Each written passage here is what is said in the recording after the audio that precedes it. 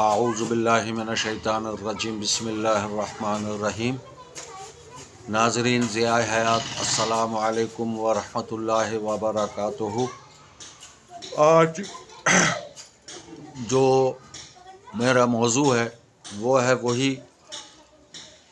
یعنی سردیوں کی مناسبت سے جوڑوں میں، پنڈلیوں میں اور مختلف جگہوں جسم کے حصوں پہ جو درد ہو جاتا ہے اس کا آسان ترین علاج، اور یہ ایسے افراد کے لیے ہے، خاص کر اس کو ویسے کوئی بھی کر سکتا ہے، لیکن اس سے قبل میں چونکہ بتا چکا تھا کہ وہ کھانے کا نسخہ تھا یا لگانے کا تھا، تو بہت سے لوگ اس سے اجتناب برتتے ہیں اور ان کو کراہیت سی محسوس ہوتی ہے کھاتے ہوئے یا لگاتے وقت۔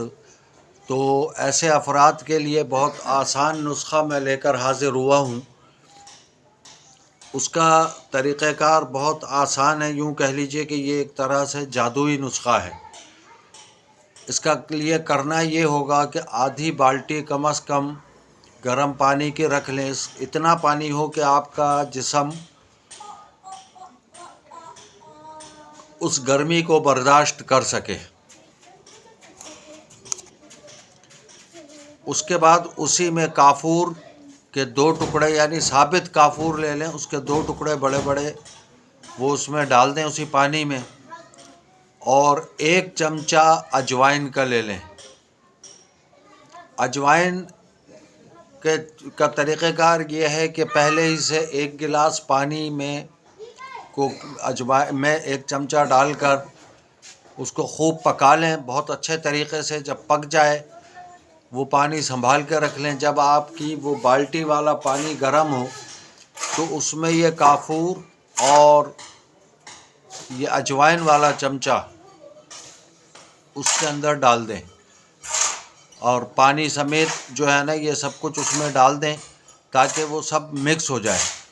جب مکس ہو جائے گا اس کے بعد اس کے اندر اپنے پاؤں ڈال دیں، اور اس قدر اتنا گہرا پانی ہو کہ اتنا زیادہ ہو، میرا مطلب یہ ہے کہ جس میں آپ کے پاؤں کم از کم گٹوں سمیت ڈوبیں، پورا پنجہ اور گٹوں سمیت اچھے طریقے سے اس میں ڈوبے رہیں، اور کم از کم آدھا پون گھنٹہ اس گرم پانی میں اپنے پاؤں کو ڈالے رہیں۔